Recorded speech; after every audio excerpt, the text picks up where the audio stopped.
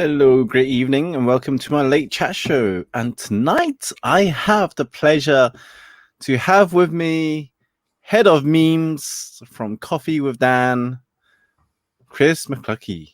How you doing, Welcome, man? You winning? Welcome to my late chat show, man. Thanks, man.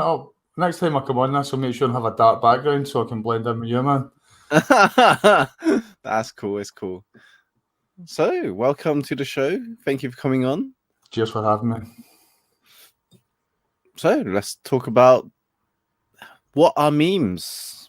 If people don't know what memes are already in this world. You see them everywhere. They're just an easy way to get a bit of information into an image. I use them basically as a peacock to let people know I've got something worthy of them reading.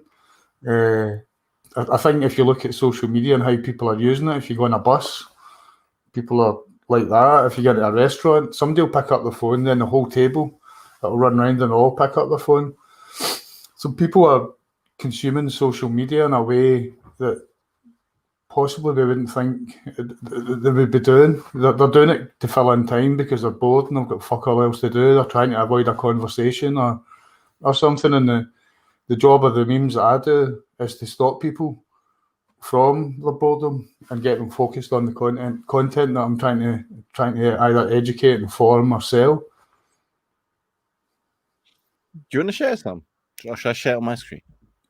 I definitely don't want to get into my hard drive without having any prior notice of it. That's for sure. Right, let me go on my one, and I'll drag up some of my template. I've got the template, so then some people can see what I mean by captivating designs that you've created. I think if you look at what's going on in the world, especially this year, there's so many offline businesses now advertising and marketing themselves online, and you've really got a problem. There's so much information flying at everybody. It doesn't matter what channel they're on, whether it's Facebook, Instagram, or LinkedIn. The feed moves that fast. It's a real hard effort to get standing out and get people stopping and reading your content. I mean, if you write good content, once you've got them stopping and reading, it should be a whole lot easier. Ooh. Here we are. So these are some of the lovely designs that I got from Chris's template package. Yeah, man, the infographic template pack. So I was playing around with some of these previously before I started designing my own branded ones. But these are ones that are really great to use just to catch people's attention. Like, because they are so out there and different, you would stop.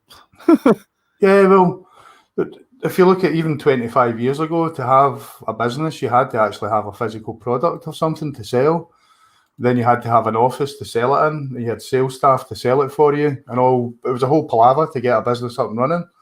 Even getting a bank account was a palaver. You needed a merchant account. You needed a payment process and all the hassle that came with that 20 odd years ago. All you need now is just a social media account and a PayPal. And because the barrier to entry is so low, every fucker's giving it a go. And it's just so hard to stand out and get noticed amongst all the... Am I allowed to swear on this, yeah? Yeah, go for it. Absolutely. Do whatever you want. There's a late chat show. That's the whole point of this thing. Well, I knew I could swear it was a late chat show. I'd come on naked. But anyway... It's a late chat show, not a late strip show. It's just hard to get stood out against all the noise and all the other people that are marketing and selling their shite to the world, and you're wanting to get people focused on you and listen and read what you're talking about and what you're the point you're trying to get across. And I think images are a nice easy way to, when somebody's flicking through, I think you've got something like half a second to get somebody's attention, and otherwise they'll just keep flicking. And if you can get them in that half a second with an image that's completely different from what they've seen before, that will stop them. It's definitely something that a lot of people are missing that trick, I would say. Well, what a lot of people do especially guys that are completely new to the online world, is they'll look at someone who's making a lot of cash and is getting a lot of attention, and they'll point blank copy everything they do. And the problem with that is there's another 1,000 people copying what they do as well. So there's hundreds and hundreds of people all looking the same in social media. If you look at estate agents, they're all the same boring shite posts that they're putting out, and they all look the same. And because they all look the same, they all get tagged with the same negative things about their industry. So they're not really standing out against their competitors, and that's what we're looking to challenge with good graphics or memes. Yeah, some of the memes that you come up with for Dan are just let's just say wow. Yeah, I don't know what was on in my brain. I don't know if I was dropped as a baby or something. Here's a good one. How do you come up with those memes and graphics ideas? I'd like to think there's a good process for it, but what I want to work off is a headline. So Okay. it's a little bit of copywriting as well. So if you can get a headline that will stand out, then you can generally make an image that will stand out with that headline. Do you know what I mean? I get it because I have part of a design background in me. So say you're writing an article for or a post on how to stand out in social media. If the title of that post on the meme is how to stand out in social media, it would bomb because it's not really an exciting, grabby thing. So I'd write the post out and I'd look for a sentence or a phrase or something I've used in that post, and I'd use that on the graphic to stop and get people's attention. So it's kind of reverse of what most people do. Most people think of a title, make a graphic, then write the post. Whereas I'd write the post, look for something in the post that stands out, and then use that as the basis for creating a graphic for it. So there is a process. Well, it's backwards to what most people think, because most people just write the post, get the title, whack it on. But like general, when you're thinking of something to write, it's trying to get that part of your brain out that tells you you're not good enough, you're useless, and this is rubbish. What you're writing this for, etc., etc. So if you get a concept to write from, write a post on it, and then find something in it that's going to grab attention. There's always a word, a phrase, a sentence in every post you write that will stand out against all the other sort of stuff that's on social media. Yeah, I like that process when you're designing from something that's already written. Oh, definitely. You can't design without it being written, I don't think. No, I've always seen people. I think in corporate organizations is a good one. They normally design all the graphics up, and then they're like, "Oh, now layer it with text."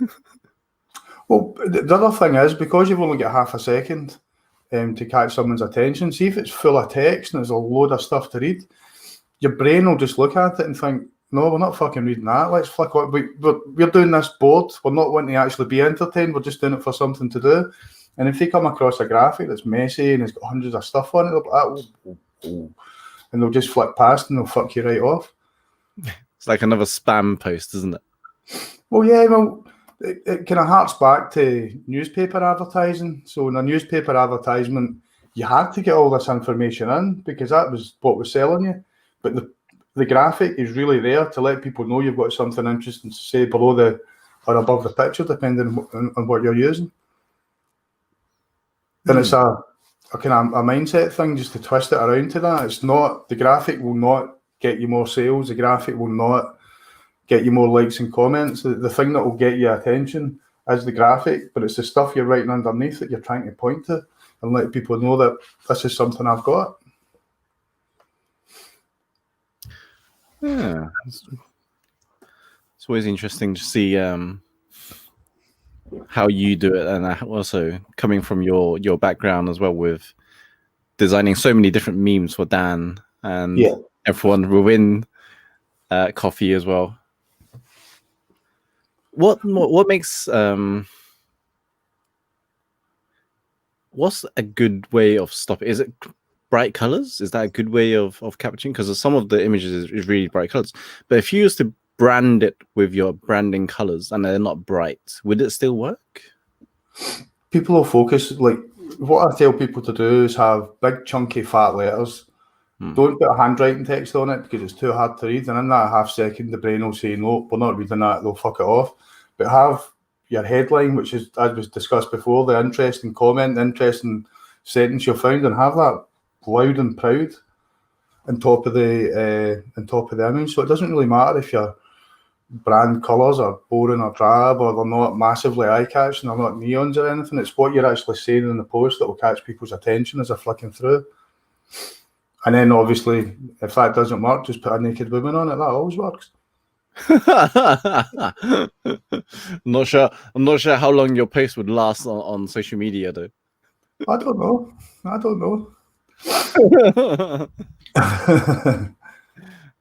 Worth a try. If anyone's brave enough to try, let us know. The other thing you can do is if you want to convey an emotion, a happy, an angry, or a sad emotion, whack a picture up of somebody that's either happy, sad, or whatever, and that will help convey that emotion of what you want to do. Does that make sense? Mm-hmm. So if you put a sales post up and it's just something you've released and it's brand new and all the rest, put a pile of happy people with their hands up in there, because that tells people that's what they want to do.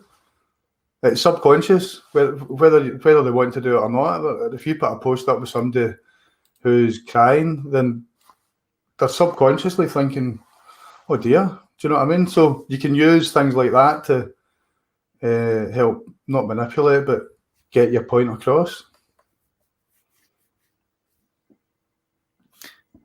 Very good.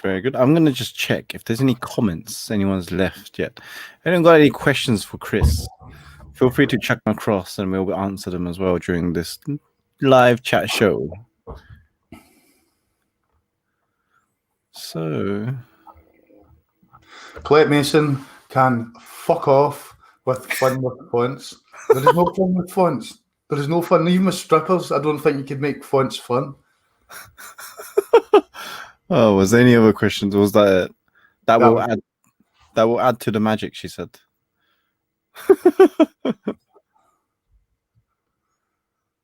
One day Chris will weaken. I live for that day. That day is not today. Today's not that day. Okay. So what other ways would you capture someone's attention with graphics? It's an art as such. It's more... The reason I set up the Design Academy was to kind of walk people through, because what most people do is they'll chuck a design up and they'll whack it out, and a lot of design is feel. So it's just getting everything spread out and laid out the right way so that it makes sense and it doesn't look uncomfortable to look at. I think there's a thing called Gestalt theory that says, that's just me going from memory.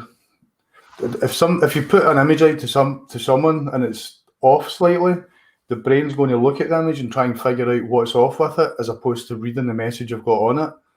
And that's a lot of social media. You'll see people with headlines with just things are just all over, and it just needs to be everything. How do you put it? What's the guy, Bob Ross, the painter guy? Mm-hmm. He used to think a wee squirrel would live in there, and you've got to think of your headline lives in this space, and nothing else can come in and interfere with it.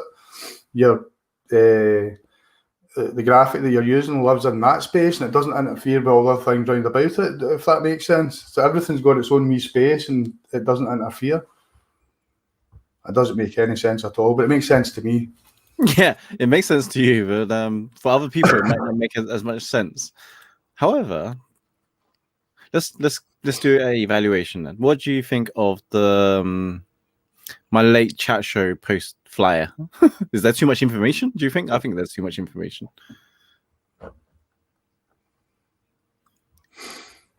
Yeah, but what I would do is the picture of you, I'd make it the full size of that left-hand side.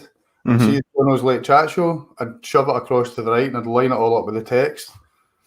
And when you do something like that and all the text is sitting on top of each other, the eye will naturally go straight down it. Do you know what I mean?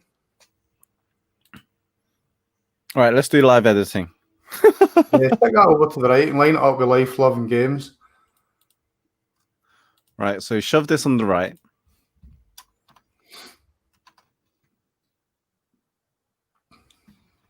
Right, and then enlarge my photo all the way Pretty much, to...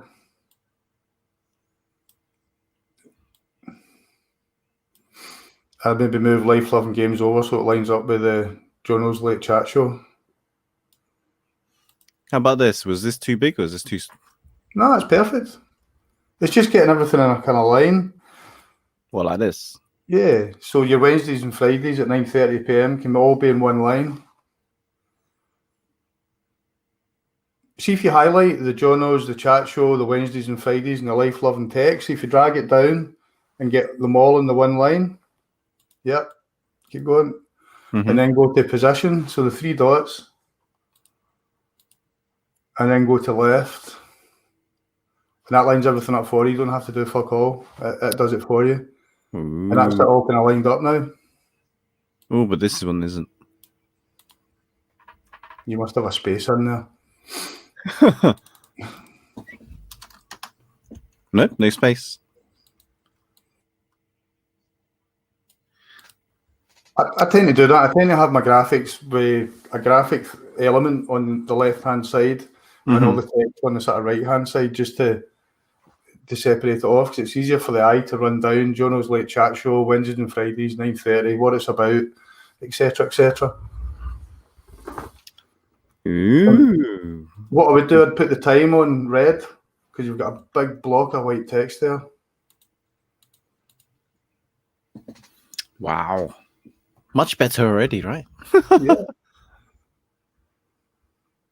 Oh, I'll use this one then. After all, you're the brand, so you might as well have a nice big nasty picture of yourself as opposed to a wee picture of yourself, if you know what I mean. Fair dues, fair dues. Awesome. Well, there we go. Live editing with Chris.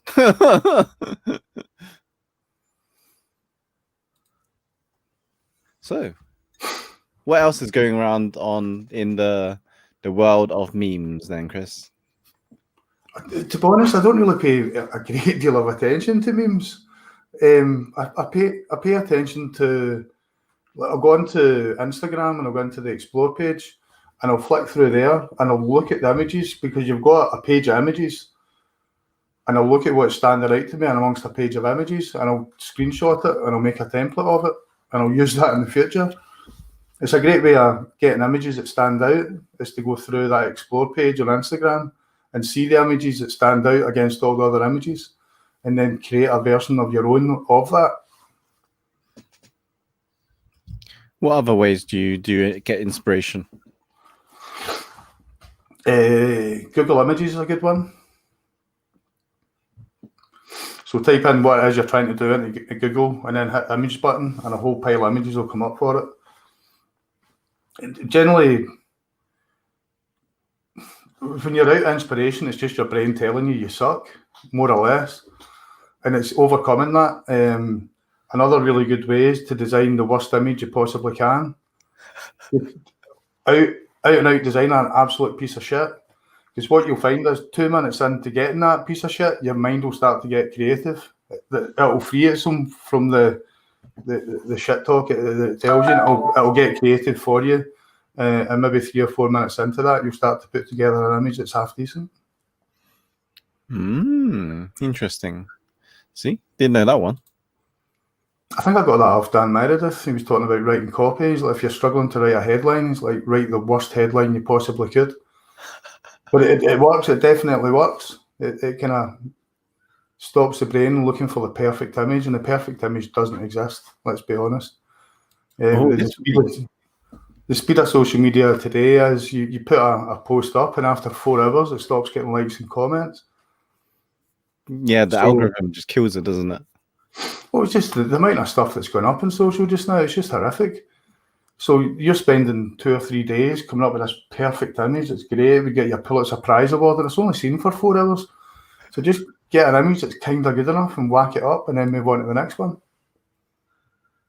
That'd be good for the perfectionists that's listening. Well, you tend to find that people will procrastinate from doing posts and stuff because they don't think their images looks perfect. And in reality, there isn't a perfect image, yeah? So just get it to your 80, 90% happy and then just post it and forget about it and move on to the next one, because in 4 hours it's dead. 4 hours it stops getting seen. It's the same with this late chat show poster. I just came up with it like one night. I was like, maybe I should stop having something to promote my late chat show. So I was like, just whack up this flyer and be like, yeah, that'll do. Honestly, that definitely works. And what I would say to everybody is create templates to work off of. So when you're sitting in front of your Canva or Photoshop or whatever it is you're using, you're not staring at a blank screen.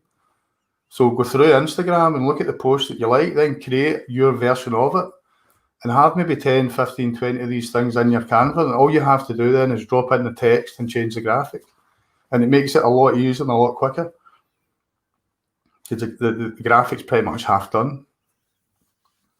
Yeah, I agree with the templates. Definitely using, when I use Canva to drop in my podcast albums and covers and stuff like that. Just change the text. That's change the person, the image. That's done.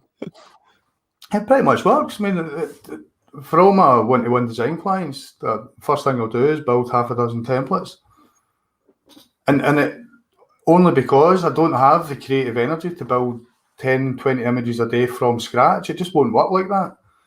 So you need to have the bulk of the image done. So all you're doing is dropping in text and tweaking the crazy graphic thing you've got next to it. There we go. More tips. Any other questions? Anyone drop some questions for Chris? Somebody drop a question. Jono's running out of questions here. Well, the thing is, you've gone through so much of your golden nuggets already. I'm just like, what else other golden nuggets are you hiding? It's a late night chat show. It's not a strip show. Well, you know, gotta dig somehow.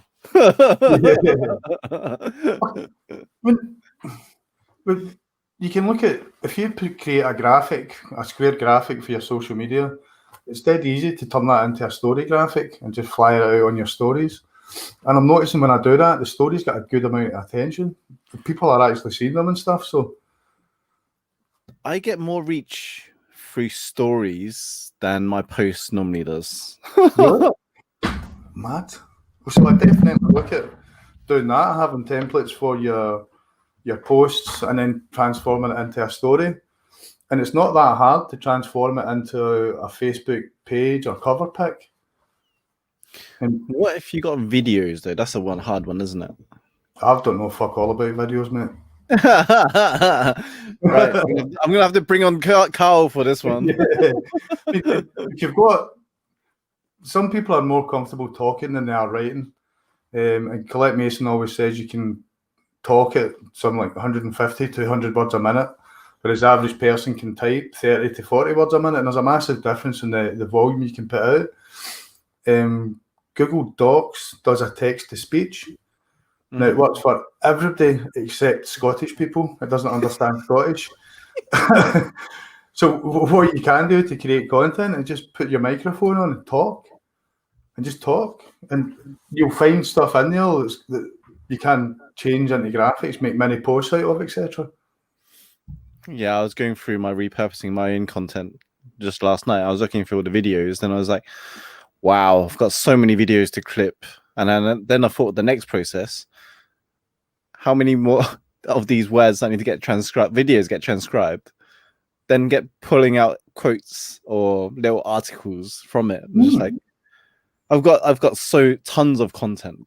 Content is definitely not something I'm lacking. I'm just lacking time to re-edit and repurpose them into smaller chunks.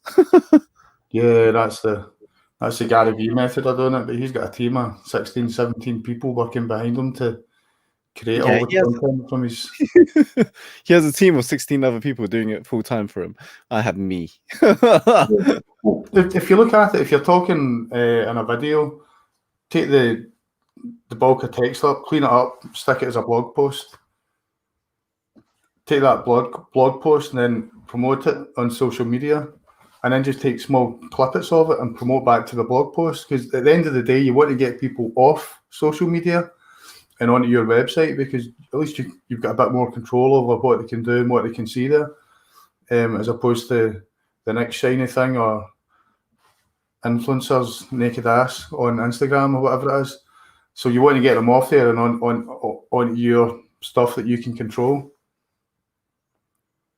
It's the same for this video actually. When we finish with this video, you could repurpose it onto your article and stuff. You definitely could. Good luck with that. It doesn't. It can't be that bad, right? The transcription for your accent. Yeah. You've got to spend 40 minutes for every 20 minutes of video just going through it all and then going back to the video and trying to understand what you've said and what the shit. It just, for my accent, it makes life so much harder. We'll test it out with subtitle and see what happens with it. If you can speak properly, it's a definite worthwhile exercise to do. Just get your Google Docs up and speak at it, and just let your brain go, and just see what you come out with. I think Stack does that as well. Was it Slack? Slack. Slack. What? Yeah. Claire mentioned this as well. You speak into your Slack on voice, and it transcribes it into text like straight away. Cool, man. Similar to Google Docs. Otter AI does it as well, which is a free version of Rev. You can speak into that, and it'll caption it out for you. There we go. More ideas. Right. What else would you like to talk about other than memes and graphics, Chris? What are you up to, man? What are you doing with yourself? And how many selfies have you taken in the last month? Because you have a selfie thing. My selfies game is off. Taking selfies by myself I've stopped posting less selfies of me. Really? Yeah, I've stopped posting selfies of me now. It's like more of my content is being now just more other people or more about the content that I've been working on. Mm-hmm. Less me, but me talking. More me videos. More of my videos than anything else. So what I've been building is my consultancy, and then the content I've been putting out is more related to, I think, more about what I do, how I do things, what I've been creating, how I work with clients, my thought process behind my thinking. Yeah, a lot of my social media posts are a total brain dump. Yeah, so all that. So that's what I've been busy with. I mean, I've been quiet. I've been quiet in the group, in the EWD group. And for those that don't know what EWD is Espresso with Dan, which is the little entrepreneur mastermind group by Dan, which I'm in with Chris. And Chris is part of the Planet Dan team. And head of memes. So head of memes. What a job title.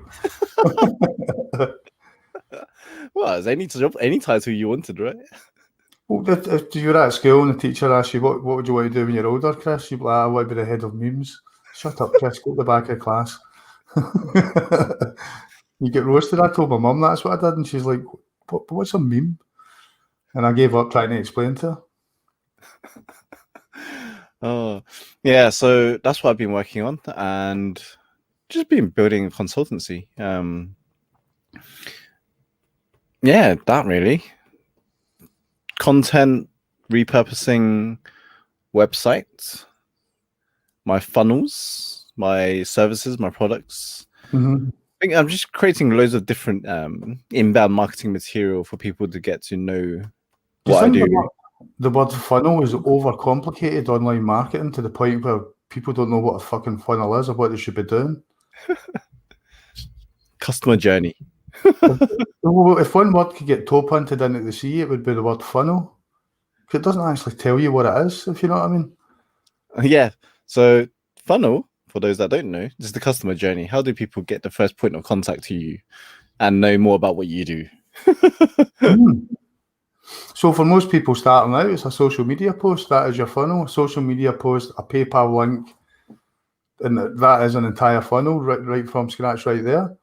And obviously, when you grow a bit, you can make your funnel more complicated with landing pages, etc., and email marketing and whatnot. But I think most people overcomplicate it. And when they come up with an idea for a product, instead of just posting about it and whacking a PayPal link onto it, they'll go get a whiteboard out and they'll just make all these complicated fucking arrows and things. And it doesn't need to be that. I mean, you've got to get the thing selling before you can do all that sort of stuff in the background. So I'm a massive proponent of the fuck it post. Come up with an idea and post about it and see if it gets traction. If it gets traction, then you can put all that time and effort into building it. But if it doesn't get traction, fuck putting all that time and effort into building landing pages and welcome series and all that sort of stuff. I think more people, if they just thought, fuck it, I'll post it and see what happens. I mean, the very worst thing, if you get nothing from it, you get total crickets, and it does happen. After 4 hours, it doesn't matter because it doesn't get seen anymore. So I definitely go with the whole fuck it, I'll just do it and see what happens.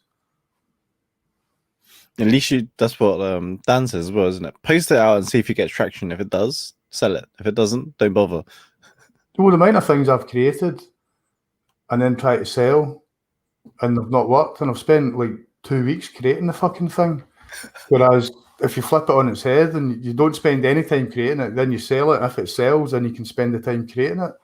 And it's a good way to say, look, it will be slightly cheaper this time because it's not built yet, and you guys will go in on the ground level, and that lets people know that it's not built. It will take a couple of weeks, and they're getting it cheaper for that reason. Yeah, I was toying on that idea with that as well. It's like, do I build a membership site? But what if I build a membership site? Is what do I put in it? So it's like, maybe I just put a post out and see if what would people would like to have in the membership site. You know, whether people want the strategies, they want the funnels, they want the systems, the tools, whatnot. It's like, maybe I'll just probably do that. Just talk myself into it. You know what your audience wants by now. You've been doing this for a fair bit of time, so you know where they struggle, where they'd like to get better, and the sort of shortcuts that they want to have. So build something round about that. But I'd pick one specific thing. So I'd build a whole membership site around funnels or around strategy or something. But then once you've got that up there and people are buying into it, you can then go off and talk about all the other things you want to talk about. It's a lot easier just to focus on one tiny wee thing than it is to focus on the entire world of digital marketing. You're just getting over with that. That's what I've been getting, overwhelming myself for the last few months. There's so many shiny objects and great ideas you have, especially when you're in the shower. Like, oh, I need to do this. And then you're halfway through it and you get another great idea. So that's why I go with the fuck it idea, and I just post about stuff that I have an idea about just to see if it's going to get traction. Because if it doesn't, then fuck it, it'll go and I'll move on to something else. And there's nothing worse than putting a post up and asking for people to buy your stuff, and like not even your mum likes it or comments on it. Do you know what I mean? There's nothing worse. It's totally soul destroying, but fuck it, move it to the side and then try something else. Yeah, definitely had those. Yeah, and then you put a picture up of a dog slavering at a cookie, and it gets 1 million likes and shares and comments and all the rest of it. There's no rhyme or reason to it. I get more likes, and I get more likes on my memes than I do on any of my business posts that I provide additional value to people. The problem I find with business posts is people don't want to let other people know that they don't know what you're talking about. So they won't put a comment up saying, look, any chance you could explain X, Y, and Z for me? Because it makes them look stupid, or so they think. And out of those people that want you to explain that, there's only a very small percentage of them will actually send you a message and ask you about it. So your business posts and the posts you're putting out, their content is value-based, they get a lot less traction because of that. People don't want to say, look, could you explain that? I don't have a fucking clue what you're talking about there, Chris. Do you know what I mean? Because nobody wants to look stupid in front of the whole internet. Does that make sense? Yeah. That I never thought of it like that, so that doesn't make sense. Ah, interesting. Every time somebody asks you a question, create content around it. because there'll be another 100 people behind them that haven't had the fucking bollocks to message you and ask you that question. That's so true. Oh, it's massive, man. People they don't want to have to interact with them. They'd rather just continue their own wee bubble and send you a message saying, could you explain this or how's about that? And anytime somebody does, I guarantee there's a whole pile of people there with the same question. Nice. See, I'm learning a lot from these late chat shows. Yeah. It wasn't that idea. It was maybe just a conversation and just catch up and see what you've been up to. I'm living in lockdown, mate. I'm doing nothing. I can't go to the cinema. I can't go for a pint. I can't even go for a fucking meal. If I want to go to McDonald's, I've got to give them a little bit of my kidney and some DNA and possibly a brain sample to get a Big Mac. Do you know what I mean? We'll be living that lifestyle from tonight onwards, right? For those in the UK. There's so much hassle. I just want a Big Mac. Can I sit in and eat it, please? Do I have to give you all my details? I mean, how many people have filled out the track and trace form and put in a totally fake name and a fake phone number? Well, we got an app. Do you not have the app? I refuse to have that app on my phone. Yeah.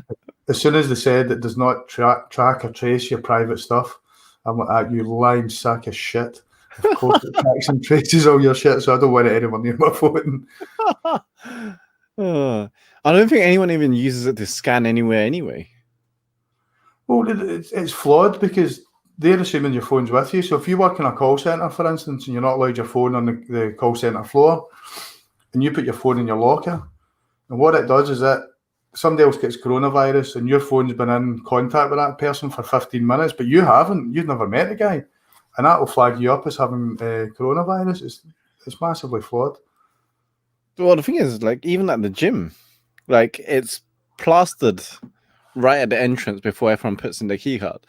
But no one scans in. They just type in the key card and just go in anyway. Like, what's the point of having that? It's the same when you go to a shop and the woman behind the till's got the face mask on, but she's only got it over her mouth and her fucking nose is hanging out. You're like, it's not a chin nappy. Put it over your fucking nose. You're just defeating the point in it. Do you know what I mean? Oh, yeah, fun times. We'll get through it. I mean, I think the massive benefit we've got in this lockdown is we've already experienced it 2 or 3 months ago, so we know what's coming. But we all have enough toilet roll now. We all have enough food, so we don't have to go out and empty the supermarkets, and we know what's going to come over the next maybe 3 or 4 weeks in terms of what we've got to do, how we've got to act, especially for working from home, which is a lot harder than working from an office because there's so many shiny things in your house to distract your attention. And I've seen how's it for you working from home nowadays? I've constantly got to be on top of myself. I've seen me cleaning the toilet and cleaning the bathroom instead of writing an article that I should be writing. Do you know what I mean? So, do you know exactly what I'm talking about? There's all these things that you should be doing, but there's that one thing you need to be doing, and all these other things are competing with it, and you've got to have some sort of discipline to get your day done. I take it from Dan Meredith, the 2-hour work blocks. I try and do 3 a day, like 10 to 12, 2 to 4, and 1 in the evening. And when I'm doing those blocks, turn off my phone, turn off my social media, turn off my email so I can only concentrate on what I've got to do. And you're only working 6 hours a day and you're still being able to clean the toilet and do all the other shit you've got to do. But it just means that those 2 hours are solely for work and not for fucking around in. Yeah, I definitely find those 2-hour work blocks a lifesaver for me as well. Yeah, it's hard because you've got nobody looking over your shoulder telling you to work. I mean, really, you haven't got any of that. You've got to be massively disciplined. And some days you're not. I noticed something Mike Samuels wrote maybe about 2 years ago, and he seemed to think his creativity came in 3-month cycles. So he'd been massively creative at month 1, and it slowly dwindled down to where he's like, fuck this shit, I'm leaving the internet. And then it'd build back up again over the next couple of months, but he's massively creative, and it would slowly dip as well. So I think if you can look at it like that and catch when you're creative and when you're feeling good, beast yourself and work hard. When you're not, then try and put some work in. But if it's not working, go for a walk, clean the toilet, and do whatever it is you're doing. Do you know what I mean? Put on the barbecue. Yeah, have a barbecue, man. Have a few beers, all that stuff. Can't do that now in Scotland. It's 9 degrees and pissing a rain all day now. Yeah, we're starting to feel that as well down here now. It's starting Yeah. to get colder. Yeah, it sucks, man. I wish I stayed in the It's only going to get harder this few months. But we'll go for it. We'll get through it. I think what people need to be aware of is the people that aren't posting when they should be posting. What's going on with them, and just send a message. And that wee message, what's happening, man? You're right. Makes a huge difference to somebody that is having that wee dip of energy, or the dip of concentration or motivation or whatnot. And I think if you look after the people close to you like that, then it will massively benefit everyone. Yeah, that's what I was talking about. Was it yesterday or the other day, about having that support structure? Like for us, we're okay because we're in Espresso with Dan, and like, you know, we've got everyone's just supporting one another whenever someone needs help. So, but like, there's so many other people that aren't in supportive groups. Yeah, I mean, that just aren't reaching out for support or just a conversation, dropping a message to someone. And you know, when they disappear off social media, and you don't check up on them, right? Because you have so many friends on there, you don't know who's showing up and who isn't.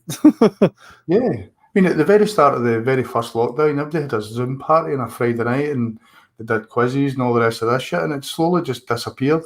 It's gone. It's gone. Yeah, I'm just like, fuck that, I'm not doing that shit anymore. But it massively helped at the time. It made you feel like there was other people who understood what you were talking about. So I'd like to see more of that stuff kicking off again. Yeah, there's no one's doing any Zoom parties or like Friday night get-togethers, or this is exactly the reason why I've put on this late chat show, like on Wednesdays and Fridays, you know, evening, just catch up, have a conversation, chill out, wind down, and have that bit more interaction, right? Instead of just I've been watching social media for people doing live specifically after 8 o'clock, and they seem to get good number of comments, likes, and they're getting good interaction on them because, like, people are sitting down, bored out their tits, and they're flicking through their phone, and suddenly this comes up, and it's interesting. So you watch it as opposed to when you should be working at 3 in the afternoon or 2 in the afternoon when you want to do a live and you're feeling creative and focused and stuff, but your audience might not be there. So definitely doing lives and doing stuff like this after 9 o'clock at night is a way to get them as well as all the crazy Australians and Canadians. What got you to come onto this show then, Chris? I'm intrigued. I saw your graphic and I thought I want to go in that, man. That was it. Yes, it works. It was just a fuck it moment. It was just like, I quite fancy doing that. So let's see. And I sent you a message. Who do I have to bribe to get on your show? That was epic. I was just like, oh, who do you have to bribe? I was like, should I ask for some? It's just a nicer way of saying, then, can I please get on your show? Which is rather bland and boring that everybody sends. So I know. I love it. I was like, oh, awesome. No, at least I know the graphic works, so people are. I'm building traction on a list of guests to come on. This is alternative to my podcast. Right. What's the podcast about? Well, the podcast talks more about the unspoken truths of digital leadership, which is more about the tensions, the stress, all the behind the scenes stuff that we never talk about when running a business. Oh, we should talk about that, man, because that's massive, especially just now, man. Yeah, this is where we're leading into. So this is similar.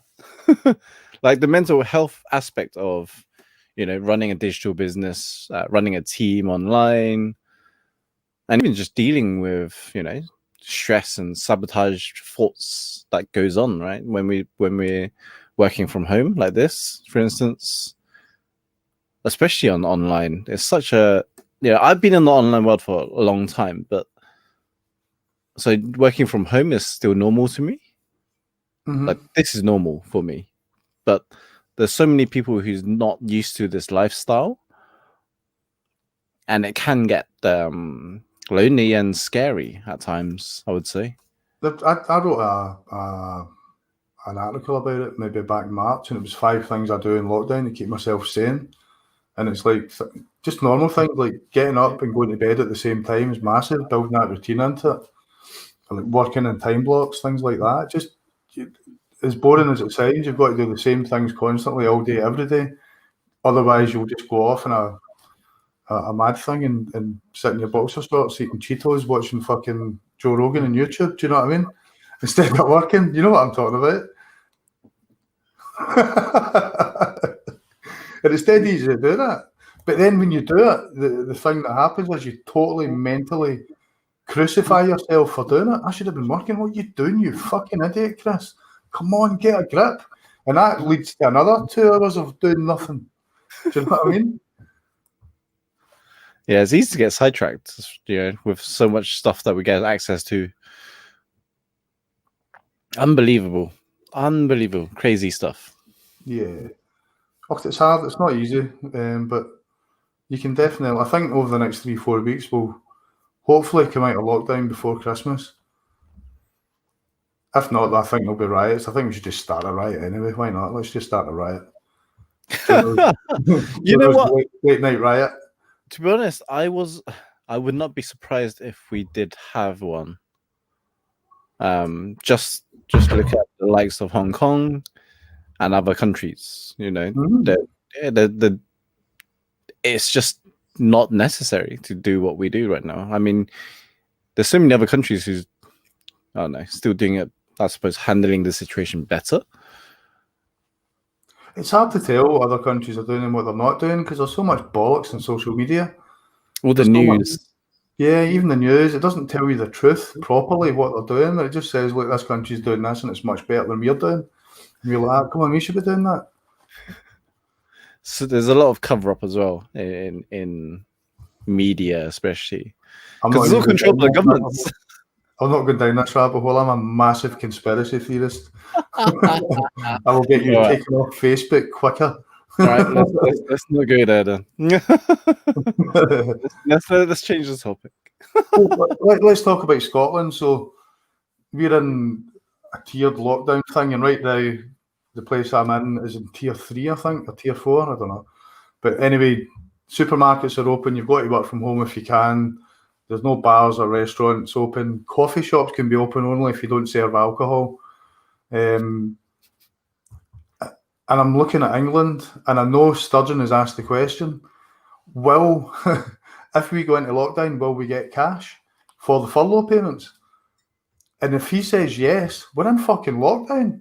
And it's not because of the virus, it's just to get everybody paid. The fuck is that about? That's not what this thing's about. Do you know what I mean? Well, we're on that lockdown, aren't we, now in England? So people furloughed extended until December or whatnot for those that are extending that furlough. Mm-hmm. Obviously, those that have been made redundant before that was announced are screwed. Mate, in March, a lot of my mates were sitting in the house doing nothing all day and getting paid handsomely for it. And I'm like, you motherfuckers, can't believe I've picked this time to be self-employed. Do you know what I mean? I'm one of those people. I was on furlough in March. Yeah, and now I'm looking, and a lot of my mates are thinking, am I going to have a job to go back to? I didn't.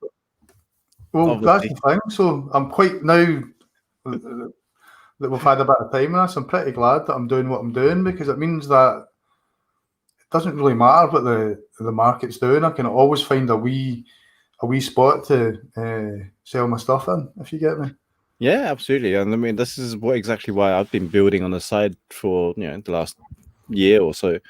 It's just like I knew jobs is never guaranteed. I'm the worst employee in the world. I'm the worst. I'm totally now unemployable. I hate being told what to do and can I go to the toilet and why were you away from your desk for 10 minutes? Well, because I was having a shit. Do you know what I mean? I'm allowed to do that, aren't I? And more than that, when I'm 40, 45, 25 years ago, jobs were set up to make your life easy, but now they're making targets bigger, they're cutting commission, and they're making you work longer to hit your targets. And it just seems like you're massively a number now, and you're only there to produce X, Y, and Z. And if you can't produce that, fuck off. We'll get somebody else in who can. And that level of pressure and that level of stupidity that breeds that in employers, I can't deal with that. It's just nonsense. It's crazy as well in the digital marketing world. Everyone's like, you've got to be a copywriter, but then you got to work how to do automation, and you have to do paid ads. I was just like, so you're now a copywriter, a paid ads person, SEO, web developer. Like, you want the full shebang, but then you don't want to pay for 5 people's jobs. I don't think you need all that stuff when you're starting out. All you need is your social media and a PayPal me link. Yeah, when you're starting out, right? But I mean, like company organizations nowadays, when they're hiring for people, you look at the descriptions. There's like the job descriptions. Yeah, the job descriptions. That's the 5 or 6 people I'm talking about. They're asking for all these things, and then they're saying competitive salary of £15,000. Yeah, so you're amazing at SEO. You're an amazing copywriter. And you got to do automations and systems and email marketing and work CRM and build websites, and social media marketing, and do social media marketing all in one go. It's just like, be a confident, enthusiastic stakeholder in our company. Fuck off. that's what's going on. I'm just like, yeah, it's a lot of effort, really, isn't it? This is like, it's like 7 people's jobs in one job. It's like, no, that's not how it works. Yeah, no, it's crazy. I'm not doing it. I'm not going to be employed. I'm going to keep doing what I'm doing. So you should. To spread out, as it were. But no, employment's not for me. I'll tell you why I came to that conclusion. I heard a guy called Steve Pavlina. He wrote an article years and years back why it was stupid to be employed. And after I read that article, I was like, fucking guy's nailed it. This is retarded. What am I doing? I need to go for a pee. I'll be back in 2 seconds, okay?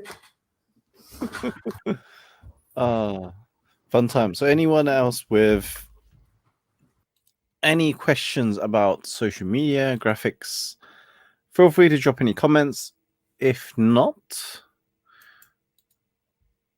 then I don't know. I'm just having a conversation with Chris right now. So anyone else got any comments or things you want to drop, feel free to post and comment. And by the way, thank you all for tuning in tonight. Really appreciate the support. And cheeky plug for Friday, 9:30 p.m. on Friday, we've got the love and relationship theme with Delara, T-Tech, and Icklock, and also a special guest to talk about relationships. And there he is. Let's bring him back on. I was finished ages ago, but I was enjoying hearing you struggle. Yeah, I was just plugging in my Friday night show. What you got on Friday? Friday, love and relationships. I can't remember what the topic was now. The theme that I had for Friday. What was the theme that we had for Friday? I think it was something about... Am I right in saying you're still engaged, yeah? I'm still engaged, yes, that's correct. Yeah. Still all good. I haven't seen her for about a month now. There's going to be 2 months now. Now, second lockdown, there's going to be 2 months I'm not going to see her. So it's like... How come you can't see her? Well, I can. Not supposed to, right? All right, okay, got you. You're not just form a bubble. Is that not what it's called down your way? Have a bubble. Is the bubbles working again? I don't know. Probably. They should be, right? Do you reckon Boris Johnson just got drunk the night before and came out with the most outrageous shit and then just thought, yeah, that makes sense when I'm sober. Let's just talk about bubbles and faithful on bubbles and all the other shit the day that he talks about. Do you think that? I think he does. I think they'll be massively wrecked, take loads of coke, and then come out with outrageous shit just to see if we're going to buy it. Because some of the stuff they've been coming out with is just nonsense. Oh, I can't remember where I read this article. I think one of the citizens or old lady, like old lady, just said, these people are supposed to be the brains of the country. Like, Oh, I know, man. Fucking. Well, there's a whole school kids thing, the school meals for kids. All these fuckers that voted no get £25 a day meal allowance. Now, they've still got to spend the money and they can claim it back, but that's just absolute nonsense. yeah, And that school meal thing. Just, I was like, so you MPs, you know, claim your expenses from like 20 to 25 grand per year on expenses, and you say no to these kids who barely get anything for meals or food. I was like, you heartless people. I was just like, how do you even sleep at night? How do they sleep at night? You know, with their own children. Absolute sacks of shit. I'm just like, how are these people? I don't know. Are they even human beings? I think we've got it wrong for MPs. MPs should get paid the average salary for the whatever country they're in, and then they should have a set of promises that they're going to do. And then if they hit each promise, they get extra cash for it. And that's the only way you'll get these MPs to get off their asses and do shit. But right now, they're getting 100 grand a year plus another 30, 40 grand in expenses and all this. They only work. I mean, they'll get 3 weeks off at Christmas, 4 weeks off in the summer, 2 weeks off at Easter. It's like being at school again. So they're getting all this money and they're not really, I don't think they're doing a great deal for it. Just sleeping on the job, sleeping in the parliament, right? You see many of those in this on the TV. Well, the parliament bar is subsidised. So if you get a pint of lager in central London, it's £6, £7. But in the Houses of Parliament, it's something like £2, £2.50. So you can go in there and just get tanked up and just go to the bench. And you've seen them doing that. Yeah, that's what I'm talking about. They do that, didn't they? So it's just like, just sleeping on the job. It's like, what? They've got a £25 receipt for 10 pints of beer. And I say no to school meals. So it's like unbelievable. Yeah, it's crazy, man. So Friday night, we're talking about cross-culture relationships. Right. So that'd be interesting. Who's that with? So I've got Dilara T-Tech, who is a life and relationship coach, and then I've got my business partner Ik Locke. Just 3 of us. We just chat for 2 or 3 hours, sometimes 4, and bring a guest on as well. I think that's a really good idea. I think if you look at Joe Rogan, that's all he's done over the years. He'd just get his mates on and talk shit for 2 hours. Obviously, there's more to it than that, but the premise is the same. Yeah, that's it. We talk about love and relationship. That's the theme. And generally, you know, we come across things like conflicts, boundaries, crossing the line, trust and integrity and all of that stuff. And there's so much in relationship, love and relationship, right? You can just talk any subject for like a night easily. Definitely, yeah. Definitely. So yeah, it's been one of those. Once we come out of lockdown, some lucky girl's going to get the best 30 seconds of her life. There's so many guys up and down the country going to do that. Oh, I'm sorry.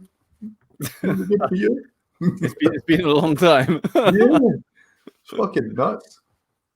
Oh, what a crazy world, eh? What a crazy world. Well, at least we get to be on here and chill out and hang out. So, yeah, man. Anything else you want to cover or chat about? Strippers. No, I'm kidding. Don't know how we could go wrong with that one. How could you go wrong with strippers? I've no idea. No idea. No, I'm happy to be led by you. Talk about what you want to talk about. That's it, really. Main focus tonight was talking about prick your brains, get all your golden nuggets out of your head, put it onto this, then we could use it for content. Yeah, definitely. Repurpose it. Send me a copy of what I've been saying. Yeah, I'm gonna transcribe it and then see how accurate it is. It's absolutely horrific.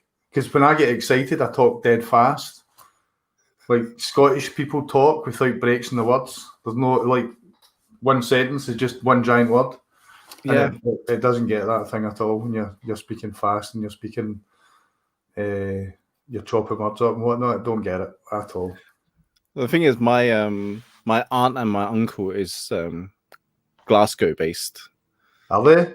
Yeah. So whenever they leave me voice messages on WhatsApp, it's just like I'm just like, could you just type that in text? Yeah, Scottish people talking to Scottish people must be a thing to behold if you're not used to it. Especially when I was like young as well, like when I was like, I don't know, 10, 12, and they call my house phone and they like speak so fast and just like, I have no idea what you're talking about. Yep. I watch when I do Zoom calls with clients. I know if I'm talking too fast because they go. They just totally turn off. What are you talking about, Chris? Oh yeah, definitely. All right. Well, I'm good with picking up all your golden nuggets. So anything else you want to share with us, feel free to share. It definitely go with the fuck it and just if you get an idea for something, post and test it out. A lot of my posts are brain dumps. A lot of my courses are brain dumps. Just get it out of your head and get it onto paper and then post it and see what people think. It doesn't matter if it's shit. It doesn't matter if you get loads of hate. If you get loads of hate, just block the fuckers. If you get lots of hates, they shouldn't be on your Facebook anyway. Or your social media. Well, I posted something about #America and some fucking retard guy started calling my country shit and all the rest of it. So just block him. I don't need to get involved in that. There's so many trolls out there just waiting to get involved in your stuff and make you look like a dick. So just ban all those people outright. Block. I blocked all my family at one point from social media. Well, because you didn't want to see them, let them see what you're posting, or just didn't want to deal with it. There were more than that. There was too many sales posts and business stuff, and they want to see pictures of my kid. Okay, then block.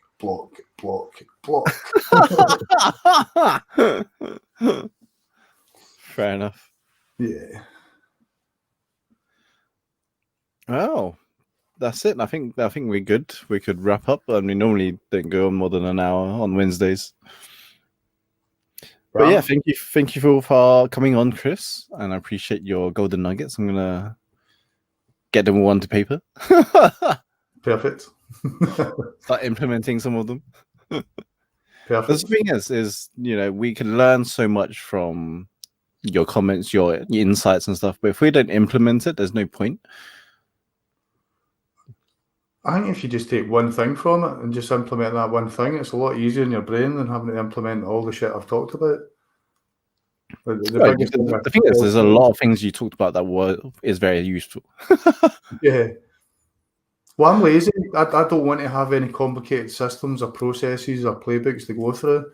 I want to keep things as simple as I can. Yeah, so that's it, really. Keep it simple, if anything. Definitely. I think that's one thing that I've learned over the last few months is just making it too complicated or making things too complicated and just like overthinking, being too perfect. You make things complicated so you don't actually have to follow through on what it is you want to do. Like building okay, I'm going to launch this product. I better make a landing page. Like, okay, I better connect it to my email. Fucking hell, I better write 10 welcome emails and fucking all this other shit. You don't need to do that. It's so much more. You're making life so much more complicated for yourself. Just stick a post up, put a PayPal link on it, and if enough people buy it, well, then you can do all that sort of stuff. Or you can add it on as you're going. That's definitely something I need to work on. I'm too used to building all the systems and automations, like trying to get all too perfect. Yeah, perfect doesn't exist. Yeah, exactly. But that's what my head tells of me. Otherwise, be like, you need to do this, you need to do that, you need to add that, and it's like, no, I don't. You can add all these things as you go, but it doesn't all have to be there in day one. And you can get the bare bones out there and then just add all the things as you go along. But most people want to have all these things sitting ready to go, and I don't think it's massively necessary to overcomplicate and overstress your life in doing that. Wise words. Wise words. I'm totally lazy, I told you. No, but that's the thing. That's the easiest, I think. Well, actually, it's not easiest. It's hardest to put into practice, but I don't know. It's dead easy to write a post, create a graphic, and put a PayPal link onto it. It's dead easy to do. It's a whole lot harder than to build a landing page and write your welcome sequences and build all this other sort of stuff into it. I mean, that takes time. No, what I meant by hardest is getting my brain process to do simple things. Yeah. To keep it simple. It's like, yeah, I know that's the simple way, but my brain just likes to make all this thing much harder than it should be. Sorry, man. My dog's dying in the background there. I don't know if you heard that. Yeah, I thought something. I was like, was that a dinosaur? No, my dog's choking on itself again. It's getting old. The dog's 12. Oh. So she's sitting downstairs and she's choking. Should you not check on her? Nah, she does it fairly regular. Should be cool. Fair enough. All right. Well, we're going to wrap up there. There's no one's been posting any questions. So other than Colette requesting you to play with fun with fonts. It's not happening. I've thought on it. I just can't find a way to make fonts fun. When I reckon if I did even a 10-minute video on fun with fonts, I reckon I'd get bored within about 3 or 4 minutes.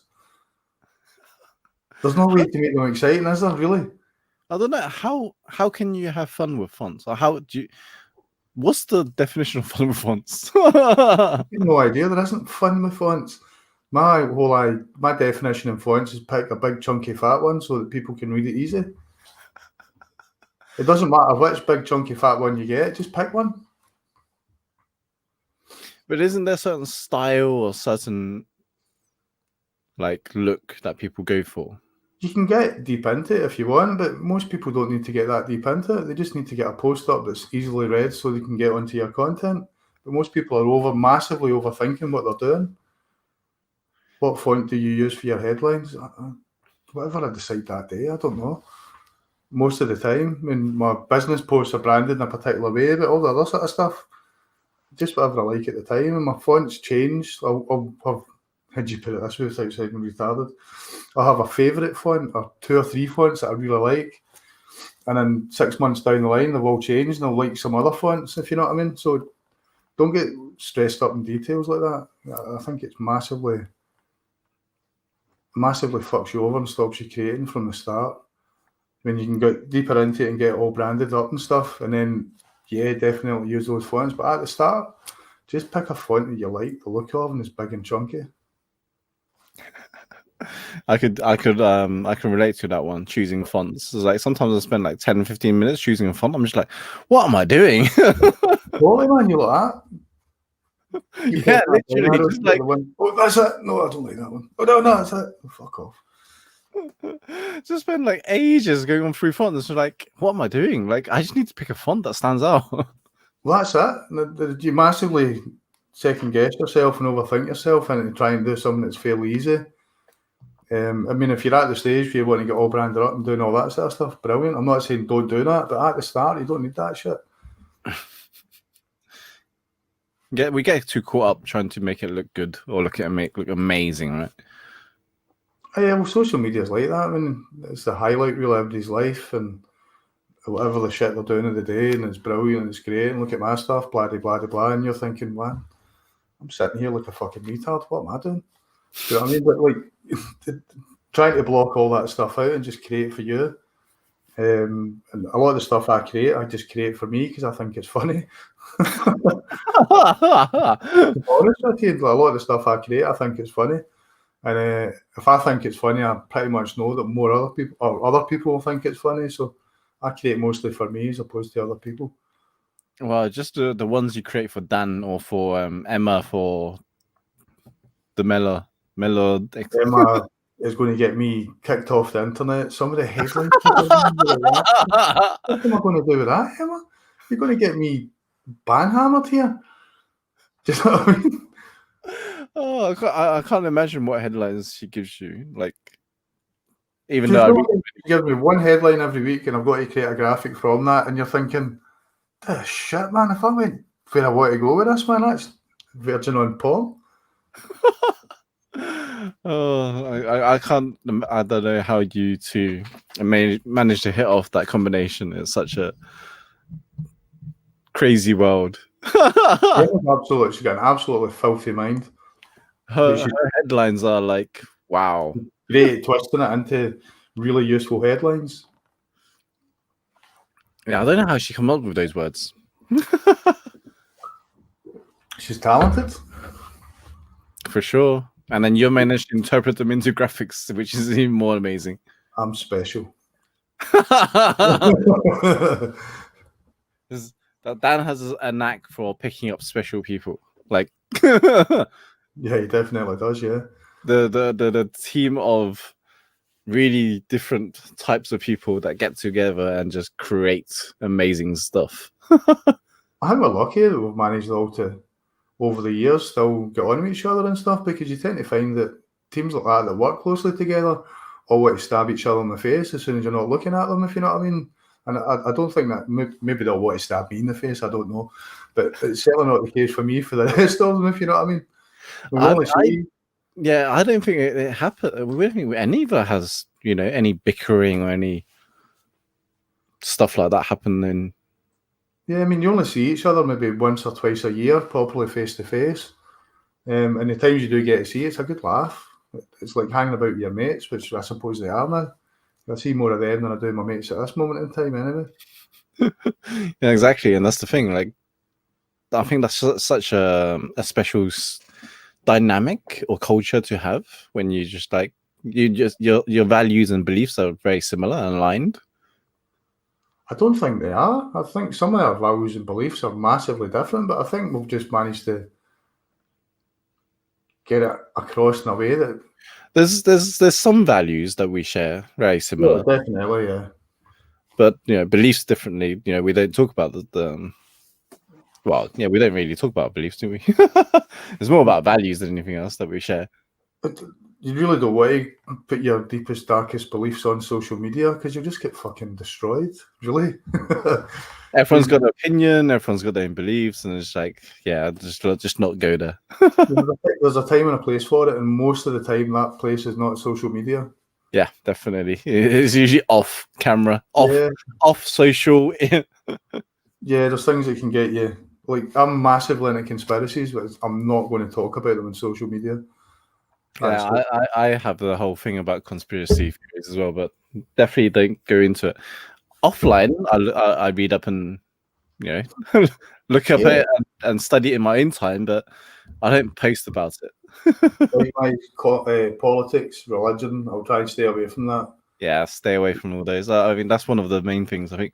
Well, a mentor said if you go online, stay away from politics, stay away from conspiracy theories, stay away from religion, anything controversial. Don't bother.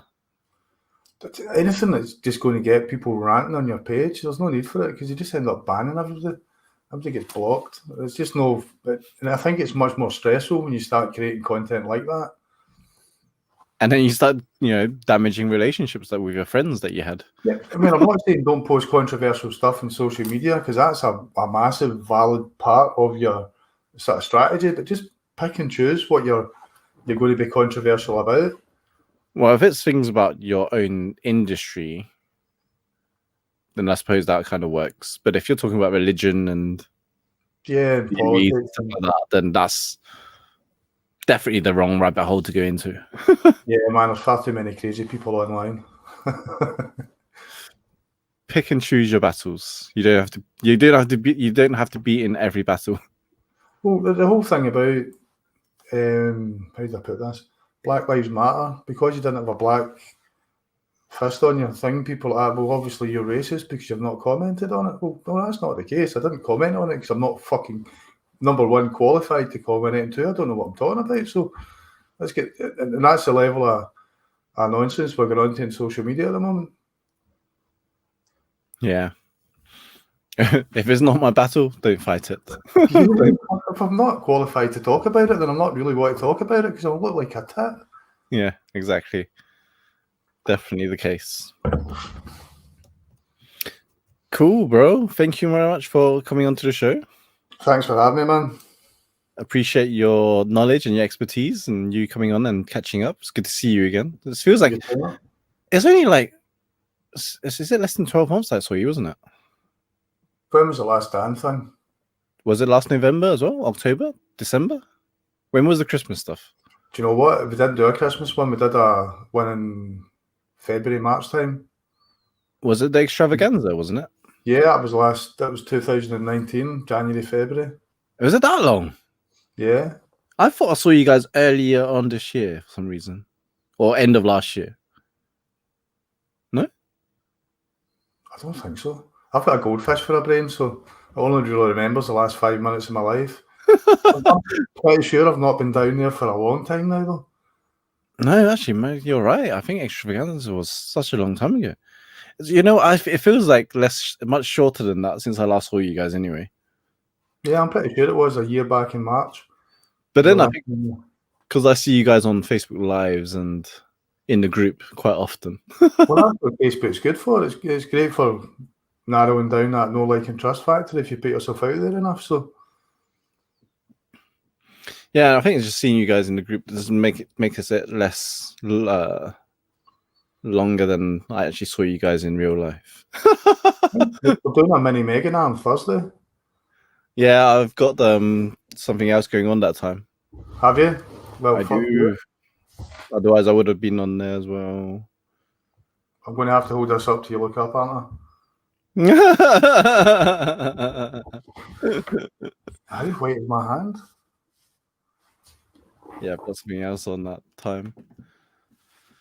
Oh, well, thank you so much for coming on. No worries, man. You take care. Take care of yourself and look after yourself, and I'll see you in the group. Thank you. Take care, bro. Cheers, man. Bye.